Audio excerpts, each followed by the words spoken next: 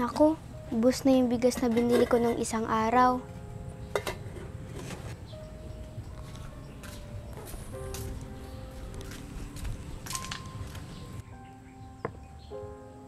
Oo po, bakit parang malungkot ka? Lo, iwan ko muna po kayo. Mangangalakal muna po ako para may pambili po tayong bigas.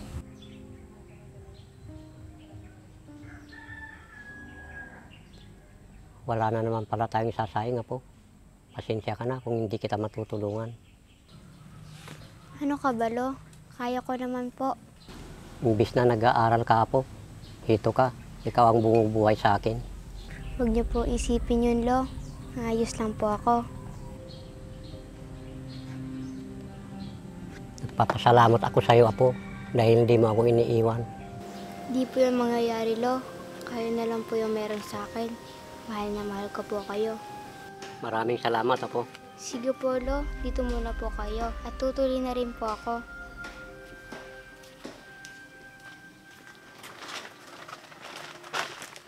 Sige po, Lo. Alis na po ako. Baka maunahan na po ako ng ibang nangangalakal. Sige, Apo, mag-iingat ka. Mahal na mahal din kita. Nakakalungkot lang dahil hindi man lang kayo nagkasamang mag-ina, hindi kanya nakita. Patawad anak kung hindi ko kayang ibigyan ng magandang buhay ang anak mo.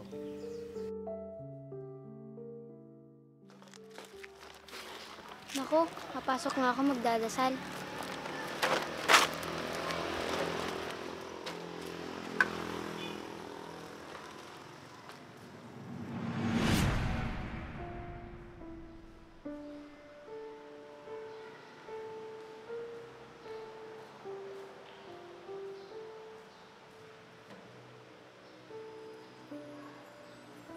Panginoon, tulungan niyo po sana akong makaipon ng pambili ng bigas ngayon. Kawawa naman po si Lolo. Hindi baling ako na lang ang magutong, wag na lang siya.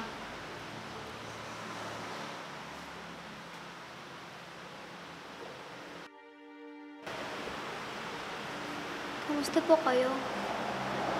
Kumusta ka, Maya? Ale, ba't alam niyo yung pangalan ko? Narinig ko yung hiniling mo sa taas. Eto, bumili ka ng bigas nyo. Ako, wag na po. May naipon naman po akong kalakal kahit papano. Kunin mo na. Huwag ka nang mahiya. Isipin mo na lang, bigay yan ng nanay mo.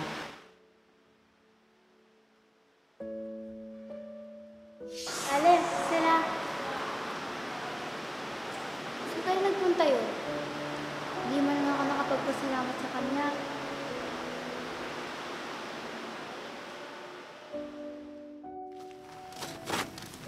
Ayos, may pangsaing na ako at may makakain na kami ni Lolo. Lo, Oo, Apo, mukhang masaya ka ata. tama po kayo, Lo. Kasi nakabili po agad ako ng bigas. At ito po, may pambili na po tayo ng ulam. Siguro, marami kang nabintang kalakala po. Mali po kayo, Lo. May babae po kasing nagbigay sa akin ng pera sa loob ng simbahan.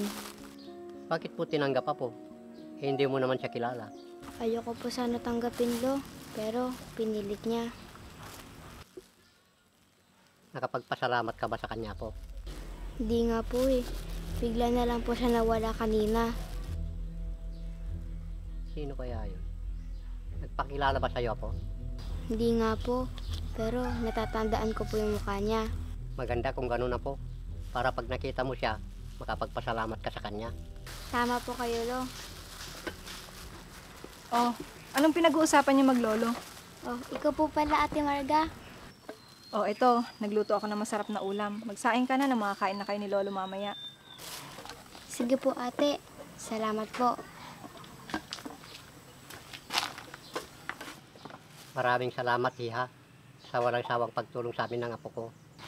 Wala po yun, Lo. Napamahal na po kayong dalawa sa akin ni Maya. Sige po, mauna na ako. Sige, Iha. Maraming salamat ulit. Sige po.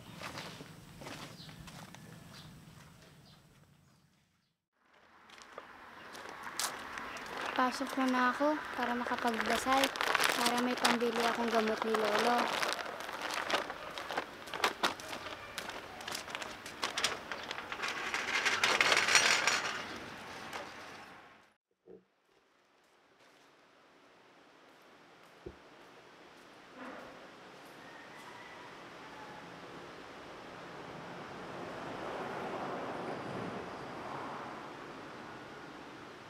Papa God, sana po makarami ako mapupulot na kalakal ngayon para may mabili ako ng gamot ni Lolo.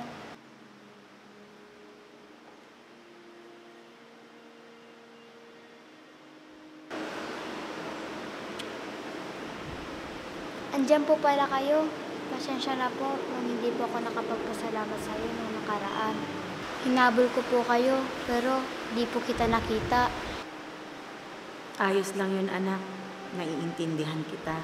Bakit ang lamig ng kamay niya? Siguro giniginaw lang siya. Anak, ito oh, bumili ka ng gamot ng lolo mo. Naku, wag na po. Kakahiya naman po. Tinulungan niyo naman po ako nung nakaraan. Kunin mo na, anak. Isipin mo, galing sa nanay mo. Sana nga po, maabutan ko ang nanay ko. Hindi ko nga po alam ang itsura ni nanay. Namatay daw po siya nung ipinanganak na daw po ako. Alam mo, anak, sigurado ako, mahal na mahal ka ng nanay mo dahil napakabait at napakabuti mong bata. Sana, kasing bait mo ang nanay ko. Gusto mo ba akong maging nanay? Salamat.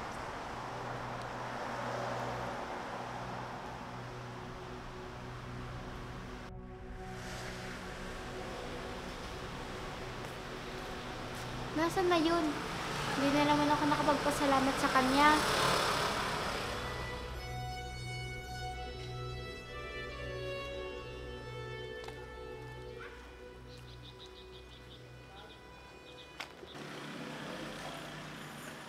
Oh, Maya. Anong ginagawa mo dyan? Hinahanap ko yung ale na nagbigay ng pambili ng gamot ni Lolo. Wala naman ako nakitang lumabas dito na tao. Kausap ko na siya kanina, ate. Siya din yung nagbigay ng pambili namin ng bigas nung nakaraan. Hay naku, Maya. Tara na, umuwi na tayo. Baka mamaya, hinaantay ka na ng lolo mo.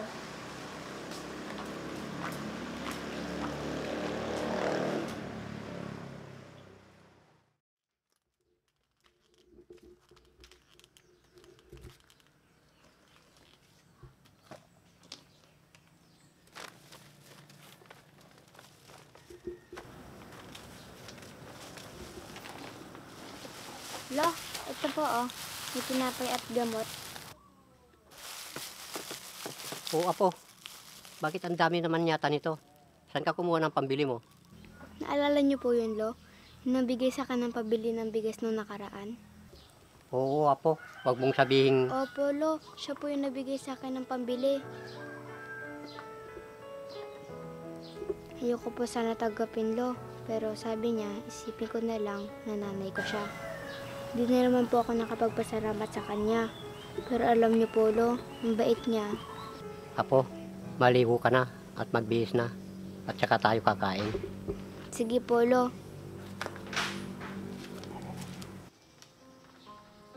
Diyos ko, sino kaya yung babaeng yun?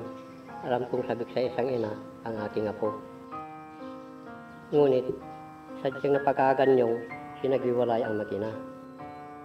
Ni hindi man lang nasilayan ng apo ko ang kanyang ina. Gayon din ang nanay niya sa kanya. Palagi ko pong hinihiling sa inyo na sana, kahit sa panaginip lang, makita ko ang itsura ng nanay ko at makasama, kahit sandali lang.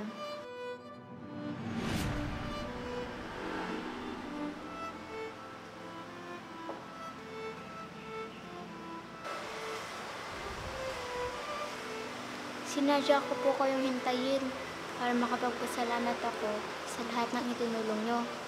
Isipin mo na lang na nanay mo ko, anak. Isa pa, masaya ako pag nakikita kong masaya ka rin. Tagasan po pala kayo? At ano po ang pangalan niyo? Anak, pwede bang payakap? Babalik na kasi ako sa bago kong tahanan. Po, malayo po ba dito yon?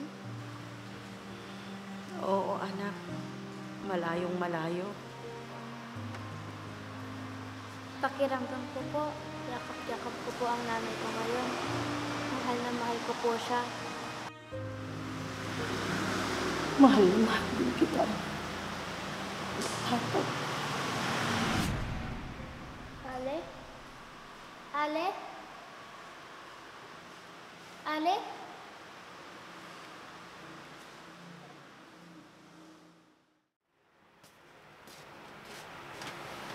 Lo, ano po itsura ni nanay? Kamukha ka po ba siya? Oo, Apo. Kamukha mo siya. Wala ka po bang tinago na litrato niya? Gusto ko po makita yung itsura niya. Oo nga pala. Nakalimutan kong ipakita yung litrato ng nanay mo.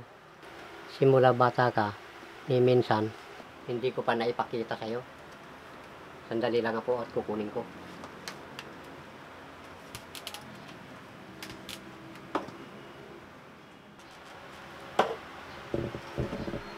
Ito siya po.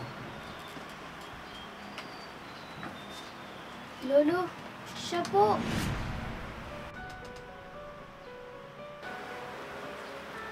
Anong siya po? Lo, siya po yung babae na tumulong sa akin. Bigla po siya dumarating pag nagdadasal ako sa loob ng simbahan. Tapos bigla po rin siya nawawala pag nagpapasalamat na po ako. Mahal na mahal ko kayo. Tay, anak, hanggang sa muling pagkikita. Paalam. Nay, mahal na mahal po kita. Mahal na mahal din kita, anak. Kahit wala ka na, hindi mo kami pinabayaan ng anak mo. Salamat.